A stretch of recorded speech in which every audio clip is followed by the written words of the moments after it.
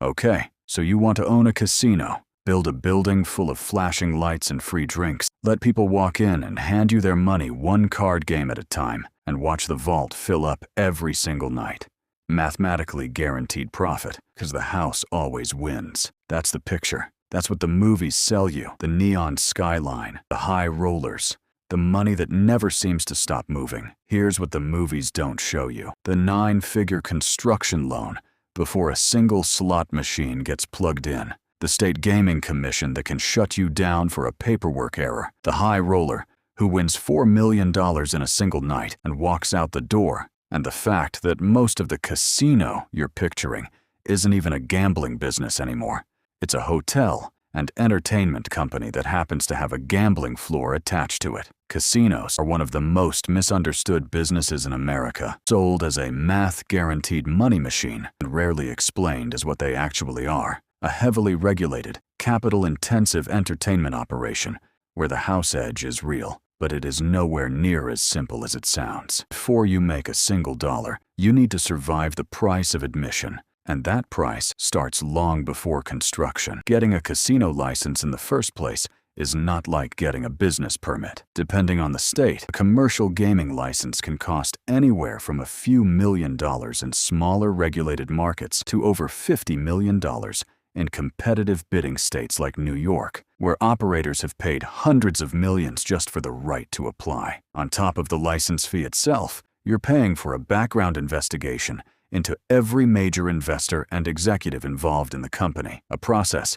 that can take a year or more and cost hundreds of thousands of dollars in legal and compliance fees before the state even says yes, and the state can say no. Gaming commissions have rejected applicants over decades-old business disputes, family connections to organized crime allegations, or simply because a competitor's application looked stronger on paper. You can spend 2 years and several $1,000,000 pursuing a license and walk away with nothing but a rejection letter. Say you clear that hurdle. Now you need a building, a large-scale destination casino resort, the kind with a hotel tower, multiple restaurants, a convention center, and a gaming floor. Can cost anywhere from $1 billion to over $4 billion to construct. Even a modest regional casino without the resort trimming, just a gaming floor, a parking structure, and a few dining options typically runs $200 million to $600 million. The gaming floor itself needs specialized construction, reinforced flooring to support hundreds of slot machines, extensive electrical and networking infrastructure to run every machine, camera systems covering every square inch of the building for surveillance, and vault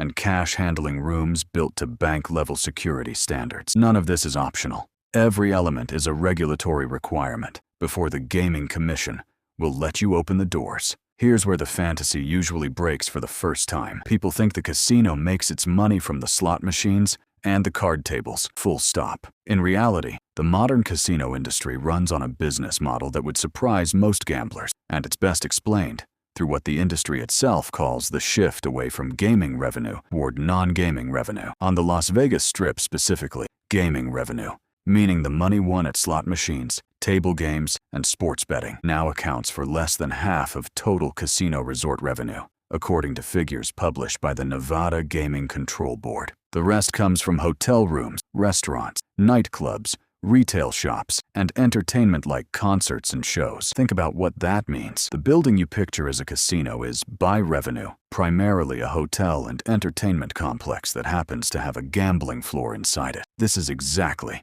why the biggest operators build towers with thousands of hotel rooms and sign residency deals with major performers, because the gaming floor alone, even with its mathematical edge, isn't enough to justify a multi-billion-dollar building anymore. Let's talk about how the gaming floor itself actually makes money, because the mechanics are more layered than the house always wins. The first layer is the house edge, a mathematical advantage built into the rules of every game the casino offers. On a slot machine, this shows up as the payout percentage. sometimes called the return to player, which is set by the machine's internal software and typically ranges from 85% to 98%, depending on the machine and the jurisdiction's minimum legal requirements. A machine with a 92% return to player means that, over a very large number of spins, the machine pays back 92 cents of every dollar wagered and keeps 8 cents as revenue. That 8 cents doesn't sound like much per spin, but multiply it across thousands of machines running 24 hours a day, 7 days a week, and it becomes the most reliable, lowest volatility revenue stream in the entire building. Table games work differently. On blackjack, the house edge might be under 1% if players use perfect strategy, but the casino doesn't rely purely on that mathematical edge. It relies on volume and on the fact that most players don't play with perfect strategy. On roulette, the house edge is fixed by the layout of the wheel itself, typically around 5.26% on an American 00 wheel. Craps, baccarat, and other table games each carry their own edge, some as low as 0.5%, some considerably higher. The casino's floor managers actively track something called the hold percentage, the actual share of money wagered at a table that the casino keeps after payouts, which in practice usually runs higher than the pure mathematical house edge, because it captures the reality of how people actually play, chasing losses, making mistakes, and walking away before cashing out everything they've won. The second layer is the one that almost never gets explained to the public, and it's called the drop and the hold. The drop is the total amount of cash and markers that get exchanged for chips at a table over a given period. The hold is the percentage of that drop the casino actually keeps as revenue after all the winning bets get paid out. A casino doesn't just care about how many people are gambling. It obsessively tracks the hold percentage on every single table and every single machine, because a table with a low hold percentage relative to its historical average is either having an unusually unlucky night for the house or something worse is happening, and pit bosses are specifically trained to watch for the difference. The third layer is comps, complimentary rewards given to players, and this is where casino economics gets genuinely counterintuitive. A high-value player, someone the industry calls a whale, might be given a free hotel suite, free meals, free flights on a private jet, and tens of thousands of dollars in other perks, all based on a mathematical formula the casino runs called theoretical win. The casino estimates, based on the player's average bet size, the speed of the game, and how long they play, how much the house statistically expects to win from that player over the course of their visit. If a high roller is expected to lose $200,000 over a weekend, based on their average bets and playing time, the casino might comp $30,000 to $50,000 worth of rooms, flights, and dining, because that spending is cheap insurance against losing the player to a competing casino down the street. The math only works because it's based on probability across thousands of gambling sessions. Any single whale can beat the math on any single visit, sometimes spectacularly. And that brings us to the part of casino economics that makes the entire business fundamentally different from a business like a mall or a laundromat. Variance. A casino's revenue on a mathematical aggregate basis across millions of hands and millions of spins is remarkably predictable. But on any given night, at any given table, the actual outcome can swing wildly. A single high-stakes baccarat player can win several $1 million from a casino in one night if the cards fall their way, and there is no mechanism to stop it once the money is on the table. In 2007, an Australian businessman named Kerry Packer reportedly won tens of millions of dollars in a single visit to a Las Vegas casino playing blackjack for extremely high stakes, a story still referenced in the industry as an example of what a single unlucky night can cost a casino, even one with the house edge working in its favor over the long run. This is why publicly traded casino companies report something called hold-adjusted figures in their earnings calls, essentially telling investors, ignore this quarter's unusually low table games revenue. It was bad luck, not bad business. The math is still working the way it's supposed to. This variance is exactly why casinos are,